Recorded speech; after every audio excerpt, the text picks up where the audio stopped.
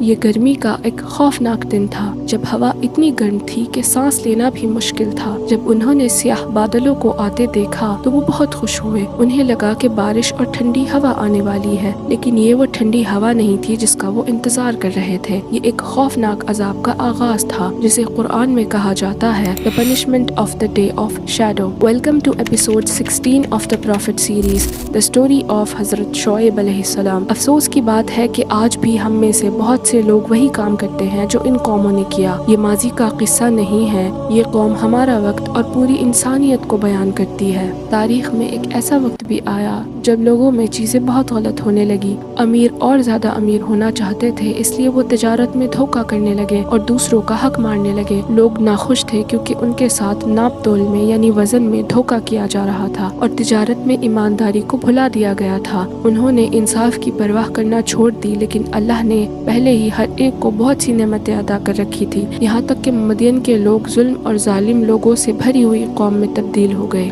ہر کوئی بس ایک دوسرے کو دھوکہ دینے اور نقصان پہنچانے کی کوشش کر رہا تھا۔ اس وقت اللہ نے حضرت شعیب علیہ السلام کو نبی بنایا۔ انہوں نے اپنا مشن مدین کے لوگوں کو دین کی دعوت دے کر شروع کیا۔ شعیب علیہ السلام کا بولنے کا طریقہ اتنا خوبصورت اور طاقتور تھا کہ انہیں خطیب الانبیاء کے لقب سے بلایا جاتا تھا۔ شعیب علیہ السلام نے بہت دعائیں کی اور لوگوں کے حقوق کو بہت اہمیت دی۔ انہوں نے ہمیشہ اس بات کو یقینی بنایا کہ لوگوں کے درمیان انصاف برقرار رکھنے کے لیے سخت محنت کی جائے اور پوری پیمائش کرے۔ شعیب علیہ السلام کو نہ صرف اہل مدین کی طرف بھیجا گیا بلکہ ایک اور دوسرے گروہ اصحاب ایکا کی طرف بھی بھیجا گیا تھا۔ یہ دونوں کمیونٹیز تجارت کے راستے پر رہتی تھی، اس لیے ان کی آمدنی کا بنیادی ذریعہ تجارت ہی تھا۔